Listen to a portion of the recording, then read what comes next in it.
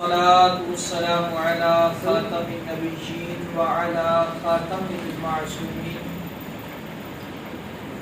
أما بعد فأعوذ بالله من الشيطان اللعين الرجيم بسم الله الرحمن الرحيم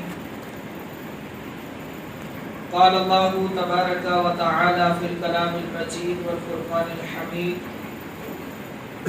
محمد رسول الله والذين معه أشداء على الكفار رحماء بينهم تراهم ركعا سجدا صدق الله العظيم وقال في مقام آخر في شأن حبيبه مخبرا وآمرا إن الله وملائكته يصلون على النبي يا أيها الذين آمنوا صلوا عليه وسلموا تسليما ادب اور محبت سے درود پاک پڑھیں الصلاۃ والسلام علیک یا سیدی یا رسول اللہ وعلی آلک و اصحابک یا سیدی یا حبیب اللہ۔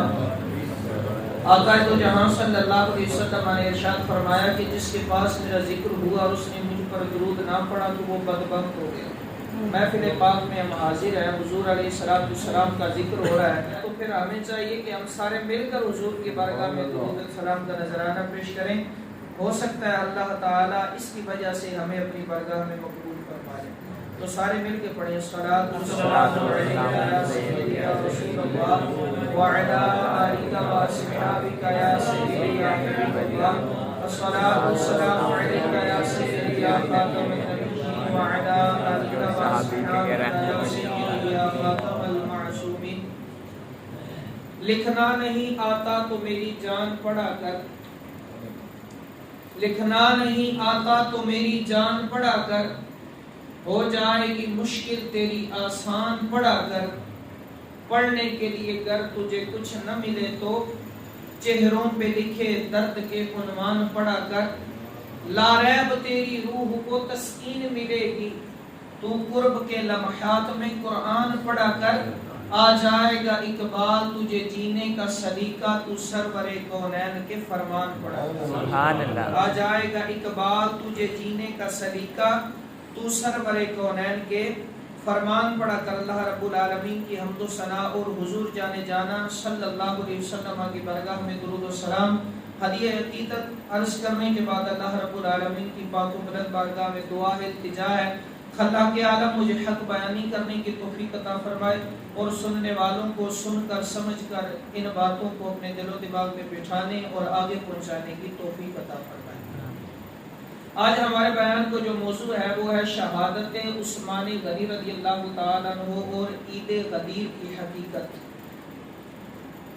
ملی تقدیر سے مجھ کو صحابہ کی ثنا خوانی، ملی تقدیر سے مجھ کو صحابہ کی ثنا خوانی، ملا ہے فیض عثمانی، ملا ہے فیض عثمانی۔ رکھا محصور ان کو بند ان پر کر دیا پانی، رکھا محصور ان کو بند ان پر کر دیا پانی۔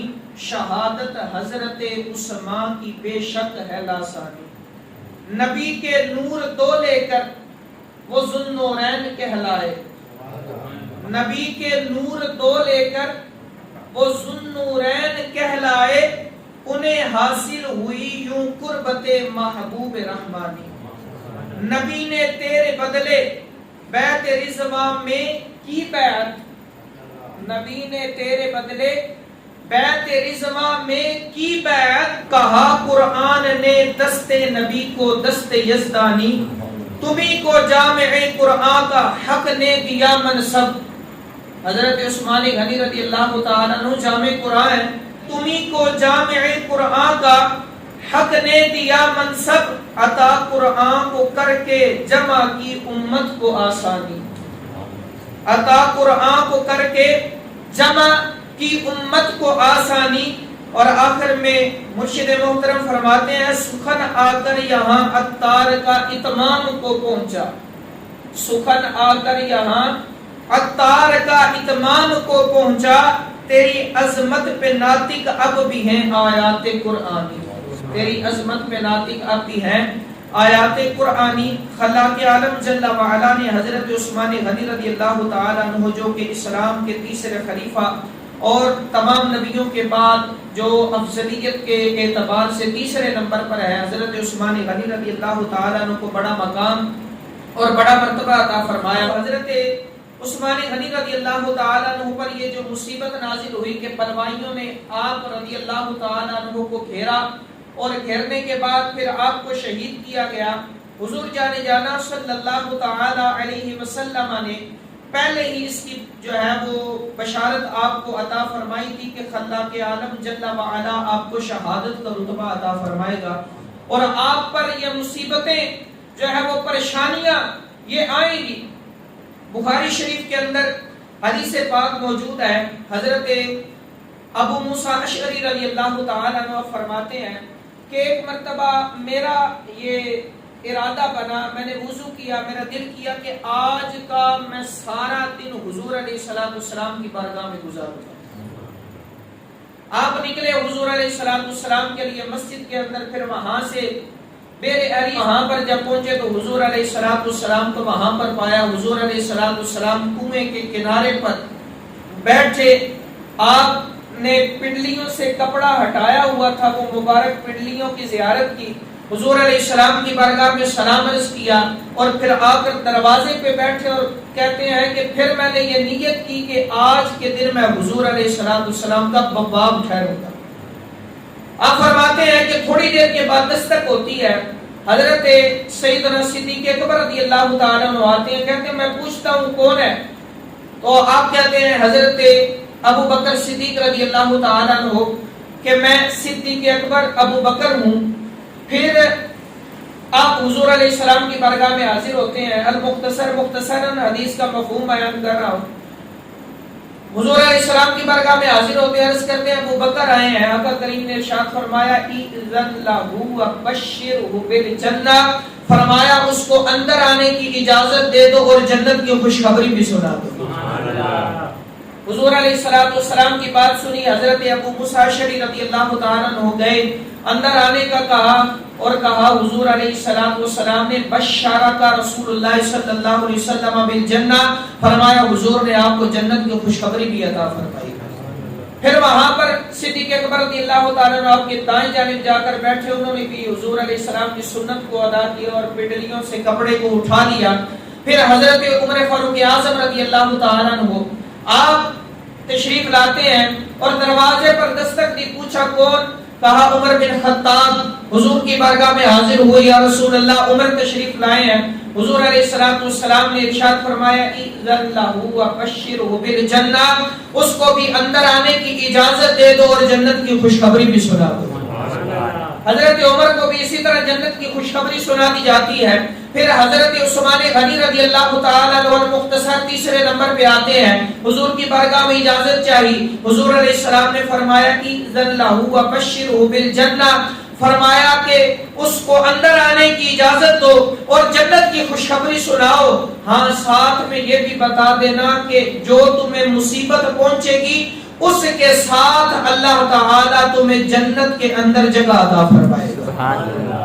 جنت کی خوشخبری ہے یہ۔ حدیث پاک بخاری شریف کے اندر 6 مقام پہ، مسلم شریف کے اندر 2 جگہ پر، ترمذی شریف کے اندر 1 جگہ پر، مسند احمد کے اندر 3 جگہ پر یہ حدیث پاک موجود ہے اور کثیر کتب کے اندر یہ حدیث موجود ہے۔ اس سے یہ پتہ چلا حضور علیہ السلام نے واضح الفاظ کے اندر یہ بتا دیا کہ اے لوگوں میرا ابو بکر بھی جنتی ہے، عمر بھی جنتی ہے، عثمان بھی جنتی ہے، عثمان بھی جنتی ہے۔ اور اس کے اندر ہمارا جو مدعا ہے، حضرت عثمان غنی رضی اللہ تعالی عنہ پر مصیبت نازل ہونے کا حضور علیہ السلام نے پہلے ہی بتا دیا، اور یہ حضور علیہ السلام کے علم غیب کی دلیل بھی ہے کہ ابھی واقعہ ہوا نہیں، حضور پہلے جانتے ہیں کہ کون کس طرح جنت میں جائے گا اور کس پر مصیبت نازل ہوگی، اس کے بعد اللہ تعالیٰ اسے جنت میں جگہ عطا فرمائے گا۔ بخاری شریف کی حدیث پاک ہے، حضور علیہ السلام بڑی مشہور حدیث پاک ہے، حضور علیہ السلام احد کے پہاڑ پر تشریف لے گئے آپ کے ساتھ حضرت صدیق اکبر، حضرت عمر فاروق اعظم اور حضرت عثمان غنی رضی اللہ تعالیٰ عنہ بھی تھے۔ حضور علیہ السلام جب پہاڑ پر گئے تو وہ محبت کے اندر، وجد کے اندر آ گیا اور جھومنے لگ گیا۔ حضور علیہ السلام نے اس کو ٹھوکر لگائی۔ راوی کہتے ہیں میرا گمان ہے کہ حضور نے ٹھوکر لگائی اور حضور علیہ السلام نے فرمایا اسکت احد، اے احد ٹھہر جا، ما علیک الا نبی او صدیق او شہیدان، فرمایا تجھ پر ایک نبی، ایک صدیق اور 2 شہید تشریف فرما ہے۔ تو یہ پہلے ہی حضور علیہ السلام نے حضرت عثمان غنی کی شہادت کی بشارت عطا فرمائی۔ فرمایا ایک نبی، ایک صدیق، حضرت صدیق اکبر اور 2 شہید، حضرت عمر فاروق اعظم، حضرت عثمان غنی رضی اللہ تعالی عنہ۔ اور یہ وہ مصیبت تھی جس کا ذکر بخاری شریف کی پہلی حدیث میں ہوا کہ پہلے آپ کا محاصرہ کیا گیا اور 40 دن تک آپ پر پانی بند رکھا گیا۔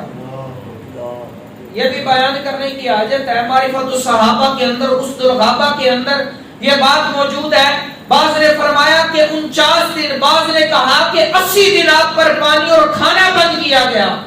حضرت امام حسین کی شان و عظمت براؤ برا ہے۔ حضرت امام حسین کی اپنی عظمت ہے، ان کی اپنی شانیں۔ جب ان کا ذکر کیا جاتا ہے کہ 3 دن بھوکا پیاسا رہ کے شہید کیا گیا، تو حضرت عثمان غنی بدرجہ اولا اس چیز کے لائق ہیں کہ بندوں کو بتایا جائے کہ ان کی شہادت ان سے بھی مظلومانہ ہے۔ ان کو 3 دن بھوکا پیاسا رہ کے شہید کیا گیا اور ادھر حضرت عثمان غنی رضی اللہ تعالیٰ عنہ کو 40 دن بھوکا پیاسا رہ کے شہید کیا گیا۔ اور جب حضرت عثمان غنی رضی اللہ تعالیٰ عنہ کا محاصرہ کیا گیا، آپ پر پانی اور کھانا بند کر دیا گیا، تو حضرت علی رضی اللہ تعالیٰ عنہ نے حضرت امام حسن اور امام حسین رضی اللہ تعالیٰ عنہ کو آپ کے دروازے پر پہرے کے لیے کھڑا کیا۔ آپ کے ہاتھوں کے اندر تلواریں تھی، حضرت عثمان غنی رضی اللہ تعالیٰ عنہ کا دفاع کرنے کے لیے۔ یہ دونوں حضرات حسنین کریمین، یہ حضور علیہ السلام کے 2 پھول وہاں پر تشریف فرما تھے۔ حضرت امام حسن، حضرت امام حسین رضی اللہ تعالیٰ عنہ نے ڈٹ کر حضرت عثمان غنی کا دروازے سے دفاع کیا۔ پھر ہم کیوں نہ کہیں کہ علی کے چاہنے والوں کے دل کالے نہیں ہوتے، علی کے چاہنے والوں کے دل کالے نہیں ہوتے۔ جہاں نور ولایت ہو وہاں تالے نہیں ہوتے۔ علی زادوں نے بتلایا تحفظ کر کے عثمان کا، جو رکھے بغض عثمان سے علی والے نہیں ہوتے۔ سبحان اللہ۔ حضرت حسنین کریمین نے یہ تحفظ کر کے بتایا کہ جو عثمان غنی کا بغض رکھنے والا ہے وہ کبھی بھی علی والا ہو سکتا نہیں۔ علی والا ہوگا تو وہ ہوگا جس کے دل کے اندر ابو بکر صدیق کی محبت ہوگی، جس کے دل کے اندر عمر پاک کی محبت ہوگی، جس کے دل کے اندر عثمان غنی کی محبت ہوگی، اور جو تمام صحابہ سے محبت کرنے والا ہوگا۔ معجم شریف کے اندر روایت موجود ہے، حضرت علی فرماتے ہیں لا یجتمع حبی وبغض ابی بکر وعمر فی قلب واحد، فرمایا کہ میری محبت اور ابو بکر عمر کا بغض کبھی بھی ایک دل میں جمع ہو سکتا نہیں۔ اور فرمایا ولا یجتمع بغضی وحب ابی بکر وعمر فی قلب واحد وفی روایت فی قلب مؤمن، فرمایا کہ اور میری محبت اور ابو بکر و عمر کا بغض کبھی بھی ایک سینے میں اکٹھا ہو سکتا نہیں۔ حضرت علی نے یہ بتا دیا ادھر پیرا دے کے کہ عثمان کی محبت ہوگی تو مجھ علی کی محبت ہے، اور ادھر واضح لفظوں میں بتایا کہ اگر کوئی بندہ یہ دیکھنا چاہے کہ اس کے دل کے اندر علی کی محبت ہے تو فرمایا اس کے دل میں کبھی بھی ابو بکر و عمر کا بغض ہو سکتا نہیں ہے۔ حضرت امام حسن و حسین رضی اللہ تعالی عنہ آپ دروازے کے سامنے پہرا دے رہے ہیں تو بلوائیوں نے وہاں سے پھر چند ایسے افراد تھے انہوں نے تیر چلائے، ایک تیر حضرت امام حسن رضی اللہ تعالی عنہ کو آ کر لگا۔ اس طرح چند افراد زخمی ہوئے تو انہوں نے سوچا کہ اگر جید صحابہ اکرام علیہ رضوان کو پتہ چل گیا نا تو یہاں پر پھر ہماری خیر نہیں ہے. پھر انہوں نے یہ سوچا کہ ہم پیچھے سے جاتے ہیں, دیوار ساتھ والی پھلانگ کر وہ اندر گئے. اس وقت وہاں پر صرف اور صرف حضرت عثمان غنی رضی اللہ تعالیٰ عنہ کی زوجہ موجود تھی اور حضرت عثمان غنی تھے. بقیہ سارے جو آپ کی حفاظت کر رہے تھے وہ چھت کے اوپر موجود تھے اور باہر اتنا شور و غل تھا کہ اندر کی آواز سنائی نہیں دیتی تھی. حضرت عثمان غنی رضی اللہ تعالیٰ عنہ آپ کو شہید کرنے کے لیے, حضرت ابو قلابہ کہتے ہیں جب ایک شخص آگے گیا نا, ازالۃ الخفا کے اندر یہ موجود ہے, جب وہ آگے گیا تو اس نے حضرت عثمان غنی رضی اللہ تعالیٰ عنہ کی زوجہ کو جب انہوں نے روکنے کی کوشش کی تو ایک تھپڑ رسید کر دیا. وہ شخص, حضرت ابو قلابہ کہتے ہیں کہ میں نے دیکھا ایک جگہ پر ایک شخص ہے, آنکھوں سے اندھا, ہاتھ کوئی نہیں کٹے ہوئے, پاؤں کٹے ہوئے, اور صدائیں دے رہا ہے میرے لیے جہنم ہے, افسوس میرے لیے جہنم ہے. آپ فرماتے ہیں کہ مجھ سے رہا نہیں گیا, میں نے اس سے جا کر پوچھا کہ تو یہ صدائیں کیوں لگا رہا؟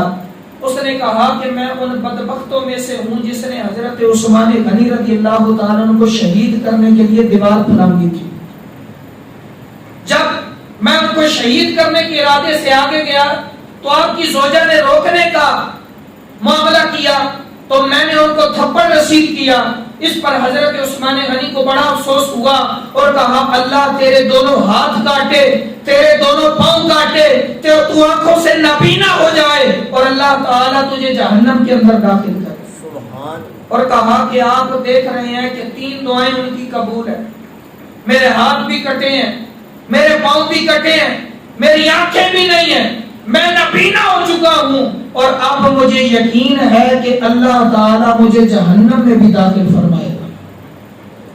پھر حضرت عثمان غنی رضی اللہ تعالیٰ عنہ کو شہید جب کیا گیا, اس دوران آپ کی زوجہ نے بڑی آوازیں لگائیں لیکن شور اتنا تھا کہ پھر وہاں پر آواز جا نہ سکی اوپر لوگوں کے پاس. لیکن جب شہید کر دیا گیا تو جا کر بتایا گیا کہ ان کو شہید کر دیا گیا ہے, تو پھر سارے صحابہ نے بڑا افسوس کیا. جب حضرت علی رضی اللہ تعالیٰ کے پاس یہ بات پہنچی آپ کو بڑا صدمہ ہوا اور اتنے جلال میں آئے کہ میں نے تم دونوں کو, امام حسن و حسین کو کس لیے کھڑا کیا تھا, تمہاری موجودگی کے اندر ان کو شہید کر دیا گیا.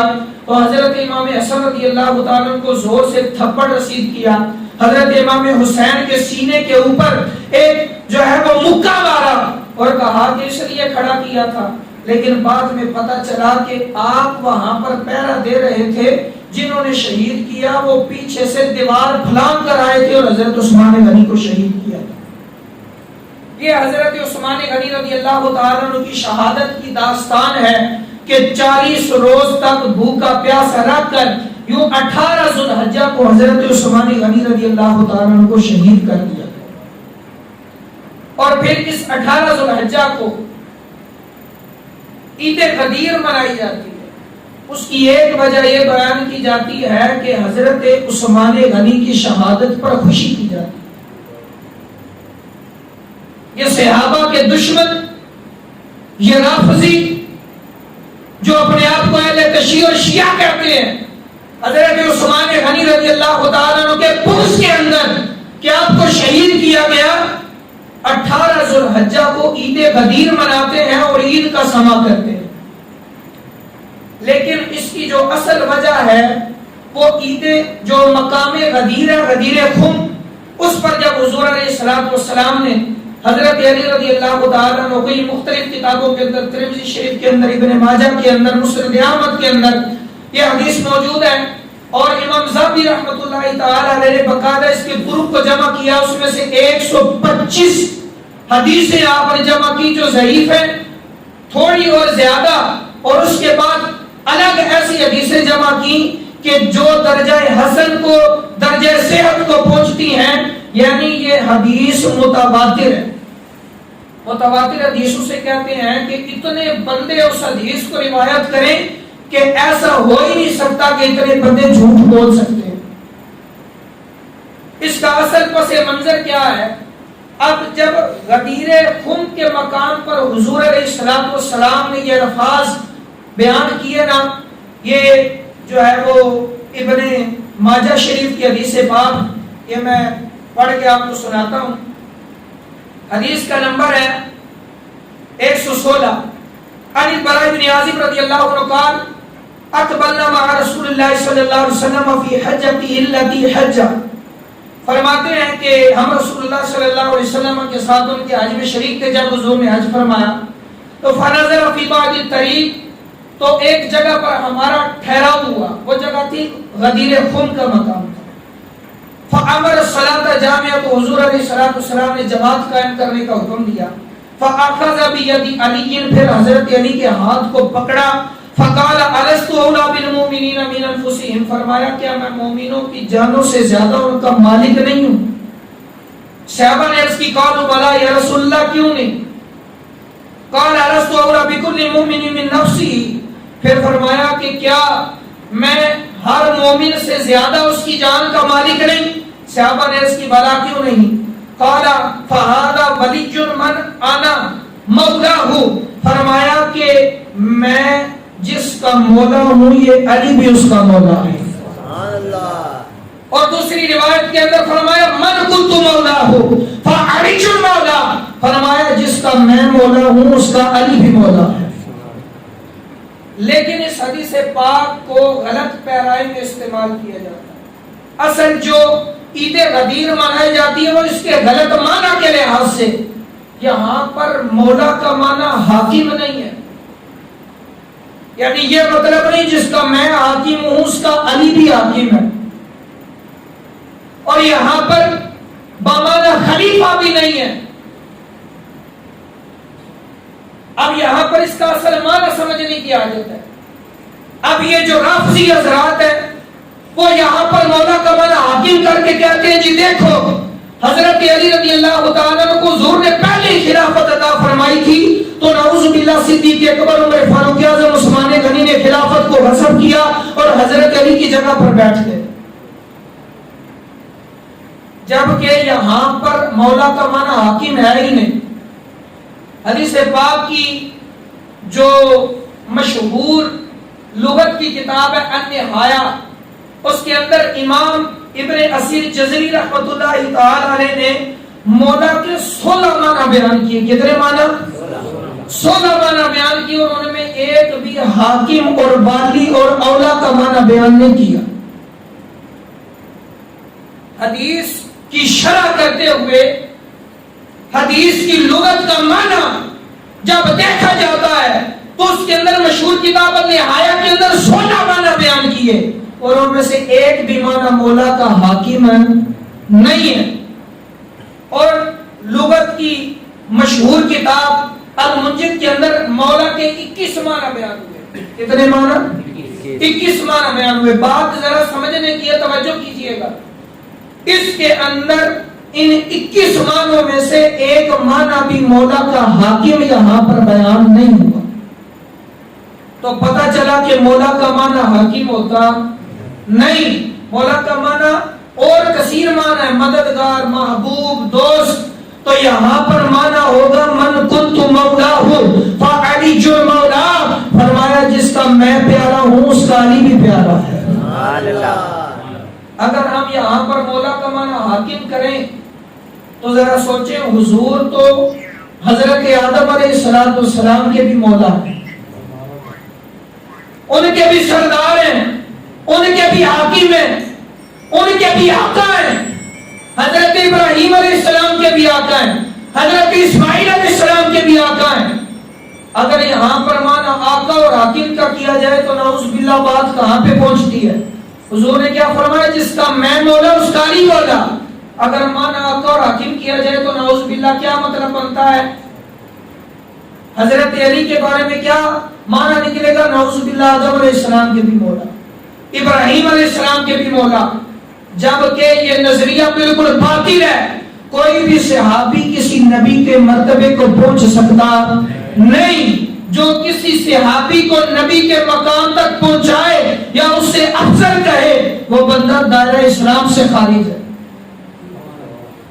وہ بندہ مسلمان نہیں ہو سکتا. اور ان رافضیوں کا یہ عقیدہ نعوذ باللہ کہ جو امامت ہے یعنی جو امام ہے وہ نبیوں سے بھی افضل ہے، جبکہ نبی معصوم ہے، ان سے گناہ ہو ہی نہیں سکتا، گناہ کا تصور ہی نہیں. لیکن اس کے علاوہ جو بھی ہے اللہ تعالی نے ان کو معصوم نہیں بنایا. ہاں اللہ تعالی نے اپنے پیاروں کو محفوظ عن الخطا ضرور بنایا، یعنی ان سے خطا ہونا گناہ ہونا ممکن ہے، لیکن اللہ تعالی ان کو گناہوں سے محفوظ رکھتا ہے. لیکن نبیوں کے بارے میں یہ عقیدہ ہے کہ وہ معصوم عن الخطا ہیں، یعنی ان سے گناہ ہو ہی نہیں سکتا. تو یہاں پر یہ بالکل واضح ہو جاتی ہے بات. اس معنی سے اگر آقا مراد لیا جائے تو کتنا بڑا فساد لازم آتا ہے. تو پتہ چلا یہاں پر نہ معنی آقا ہے، نہ معنی یہاں پر حاکم ہے، بلکہ معنی محبوب پیارا دوست. فرمایا جس کا میں پیارا ہوں اس کا علی بھی پیارا ہے. سبحان اللہ. میں جناب آدم کا پیارا ہوں، علی بھی ان کا پیارا ہے. میں ابراہیم کا پیارا ہوں، علی بھی ان کے پیارے ہیں. میں اسماعیل کا پیارا ہوں، علی بھی ان کا پیارا ہے. تو یہاں پر یہ بات کھل کے واضح ہو گئی کہ مولا کا معنی آقا ہو سکتا نہیں. اور جو حدیث پاک میں نے ابھی ابن ماجہ شریف کے بیان کی، اس کے آگے والے الفاظ بھی یہ بتاتے ہیں کہ یہاں پر مولا کا معنی آقا و حاکم نہیں ہے. آگے کیا الفاظ ہیں؟ حضور عرض کرتے ہیں اللہ کی بارگاہ میں اللہم والی من والا. یہاں پر بھی مولا کا مادہ موجود ہے، یعنی اے اللہ تو اس سے محبت فرما جو علی سے محبت کرے. تو پتہ چلا مولا کا معنی کیا ہے؟ محبت کرنے والا، محبوب پیارا. اور آگے عرض کیا اللہم عادی من عاداہو، اے اللہ تو اس کو اپنا دشمن رکھ جو علی کو اپنا دشمن رکھے. تو دشمنی کے مقابلے میں حاکمیت نہیں آتی بلکہ محبت آتی ہے، پیار آتا ہے، چاہت آتی ہے. تو اس سے بھی یہ پتہ چلا کہ جو پیچھے الفاظ ہے مولا کے، اس کا معنی حاکم اور آقا نہیں ہے بلکہ اس کا معنی پیارا اور محبوب ہے.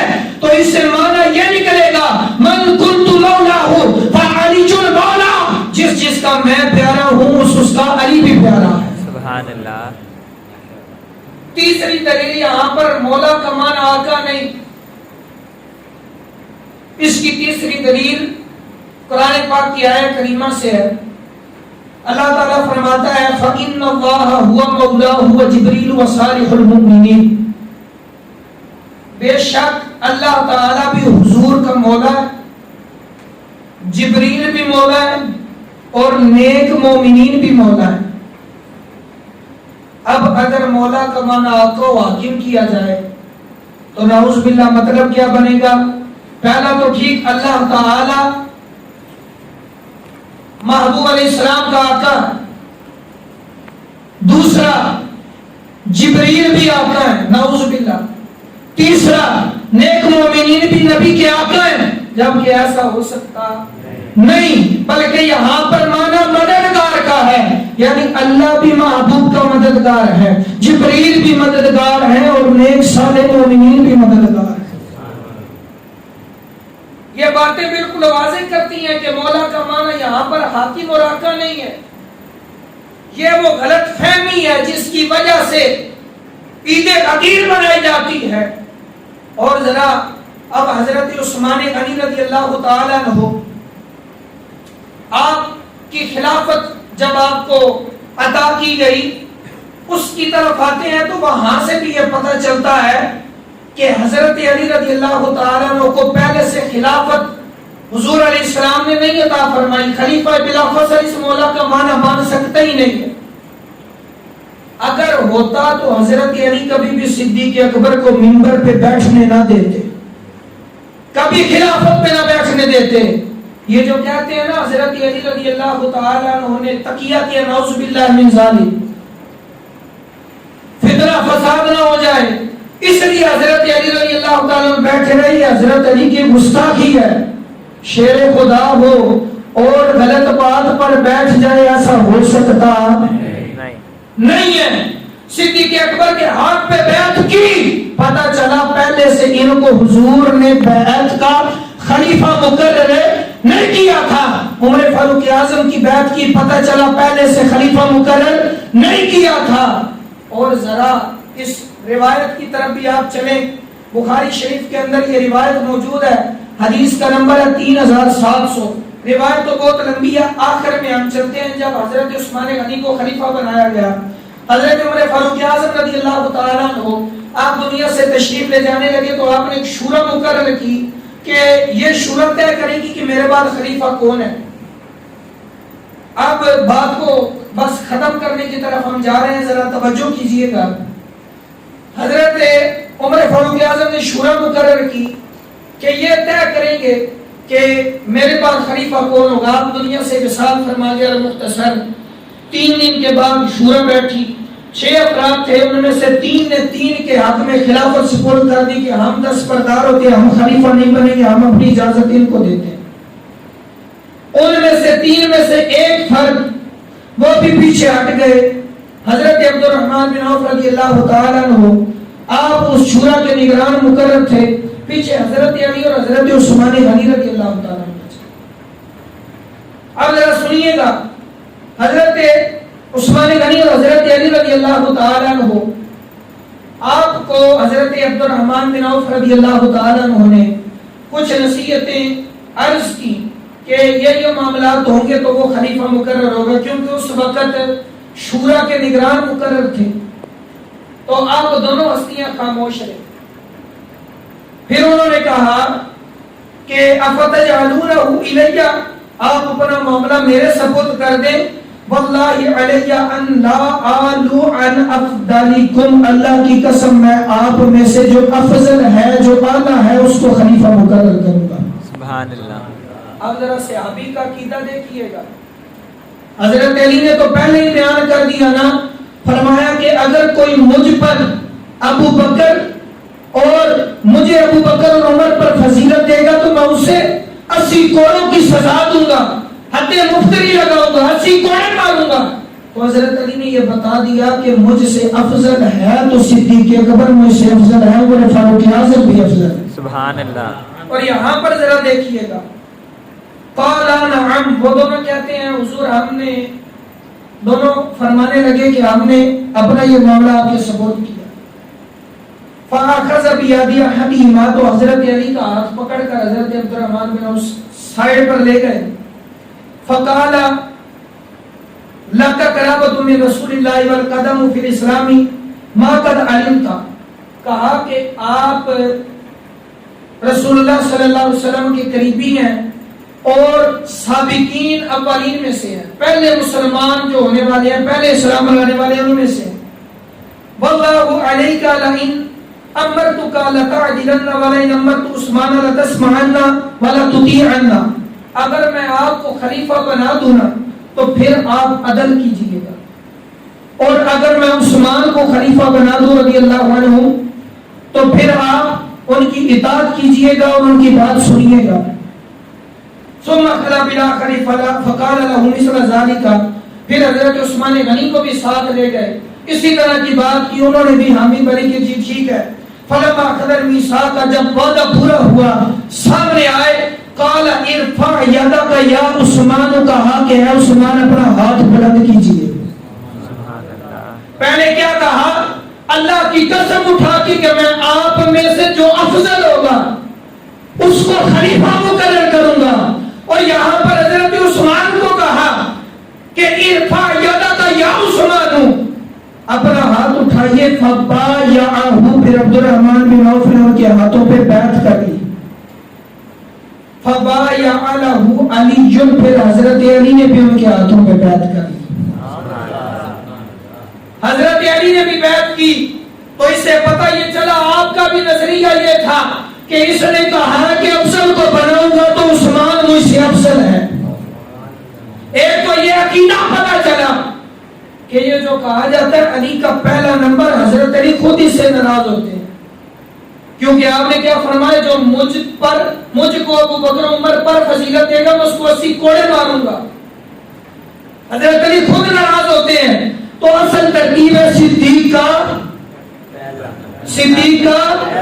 عمر کا، عثمان کا، علی کا، چوتھا نمبر حضرت علی خود سکھا رہے ہیں. اور یہاں پر حضرت علی نے حضرت عثمان غنی کے ہاتھ پر بیعت کر کے یہ لوگوں کو بتایا کہ وہ جو من کنت مولا ہوں فعلی مولا والی حدیث ہے، اس کے اندر معنی خلیفہ نہیں ہے، اس کے اندر معنی حاکم نہیں ہے کہ جس کا میں حاکم اس کا علی حاکم، جس کا میں خلیفہ اس کا علی خلیفہ. یہاں پر تو معنی پھر چینج ہو جائے گا، معنی تبدیل ہو جائے گا.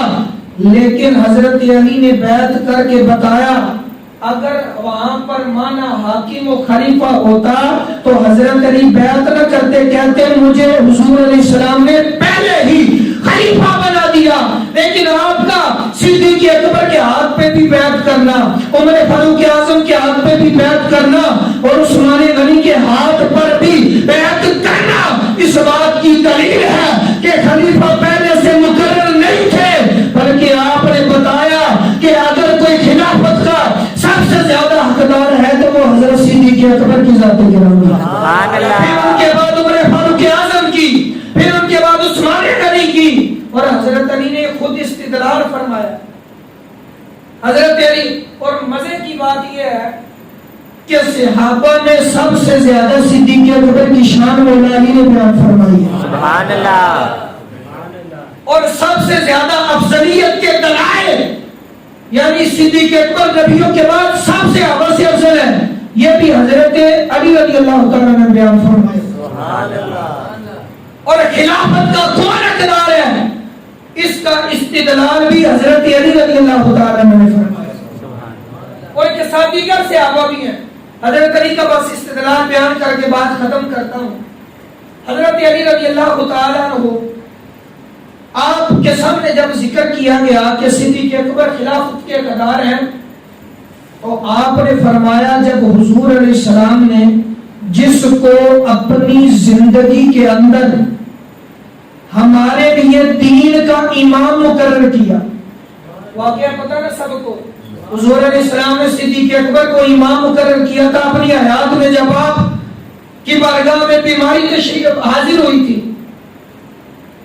تو حضرت علی فرماتے ہیں جب حضور نے اپنی زندگی کے اندر دین کے معاملے میں صدیق اکبر کو اپنا نائب اور ہمارا امام مقرر کیا تو اس سے یہ پتہ چلتا ہے کہ جو دنیاوی معاملات ہیں اس کے اندر صدیق اکبر امامت کے زیادہ حقدار ہے. یہ حضرت علی نے رضی اللہ تعالیٰ عنہ نے استدلال فرمایا. تو اگر حضرت علی کو خلافت حضور علیہ السلام عطا فرماتے اور کہتے کہ تو میرا خلیفہ ہے اور اس کا معنی یہاں پر حاکم و خلیفہ ہوتا تو پھر حضرت علی کبھی بھی یہ استدلال نہ کرتے، بلکہ آپ منبر پہ بیٹھ جاتے، بلکہ تلوار اٹھا لیتے. بلکہ حضرت علی خود فرماتے ہیں کہ اگر ایسا ہوتا کہ حضور نے مجھے خلافت عطا کی ہوتی، میرے پاس تلوار نہ ہوتی نا، تو غالباً فرمایا کہ چادر کے ساتھ کھڑا ہو کر میں اس خلافت کو اپنے ہاتھ میں لے لیتا. تو یہ سارے کے سارے دلائل اس بات پر ہیں کہ وہاں پر مولا کا معنی حاکم و خلیفہ ہو سکتا نہیں ہے، بلکہ من کنت مولا فالیون کا مولا، فالیون مولا کا معنی جس کا میں پیارا اور محبوب ہوں، اس کا علی بھی پیارا اور محبوب ہے. سبحان اللہ. تو جب یہاں پر خلافت ثابت ہی نہیں ہوتی تو عید منانے کا، اچھا عید یہ غدیر منائی جاتی ہے نا، یہ اس نظریے پہ منائی جاتی ہے کہ حضور نے حضرت علی کو سب سے پہلا خلیفہ بلا فصل مقرر کیا.